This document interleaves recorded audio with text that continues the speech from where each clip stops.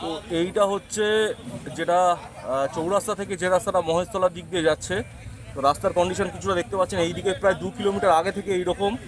আর এই জায়গাটা একবার দেখিয়াই, যে এটাকে রাস্তা না বলে পুকুর বললেই ভালো হয়। ঠিক আছে, তো এইখানে এখন মানুষজন লোকালস যারা আছে তারা বিক্ষোভ শুরু করেছে। মাঝখানে ওখানে গাছ পুঁতে দিয়েছে, দেখুন ওই কচু গাছ পুঁতে দিয়েছে ওইখানে, দিয়ে পুলিশ ব্যারিকেড দিয়ে বাঁশ দিয়ে আটকে দিয়ে রাস্তা পুরো অবরোধ করে দিয়েছে। তো এখানে কিছু লোকালস আছে, তারা সবাই ধর্মঘট করেছে এবং ইউনিয়নও আছে। কি দাবি দাদা আপনাদের? আমাদের রাস্তাটা ঠিক করে দিই। আচ্ছা, রাস্তাটা এরকম কতদিন ধরে পড়ে রয়েছে? এই তো তোমার 2 বছরের হতে চলবে। 2 বছর? হ্যাঁ, 1.5-2 বছর এরকম শুধু রিপেয়ারিং হচ্ছে শুধু। মানে শুধু তাপ্পি মেরে? হ্যাঁ, তাপ্তি মেরে রিপেয়ারিং হচ্ছে। গর্ত হয়ে গেলে পিচ দিয়ে ভরাট করে দেওয়া হয়। ঠিক আছে, ঠিক আছে। আচ্ছা, এই ধর্মঘট আপনাদের কি যতক্ষণ না মানে প্রশাসন থেকে লোক এসে কথা বলবে ততক্ষণ ধর্মঘট চলবে? আচ্ছা, গতকাল থেকে এটা অবরোধটা হচ্ছে। গতকাল থেকে হচ্ছে? আচ্ছা আচ্ছা।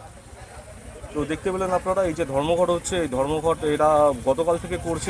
এনাদের দাবি 2 বছর ধরে রাস্তাটা এরকম পজিশনে পড়ে রয়েছে, কোনো সারানো হয় না, প্রপার মেরামতি হয় না। এবং আমি যে দেখতে পাচ্ছি এখান থেকে এই রাস্তায় এই যে জল জমাট আছে, এই জলটা ওই পিছন দিক অব্দি চলে গিয়েছে। মানে রাস্তার কোনো নামনিশান নেই, পুরো পুকুর খানাখন্দ ডোবা হয়ে রয়েছে।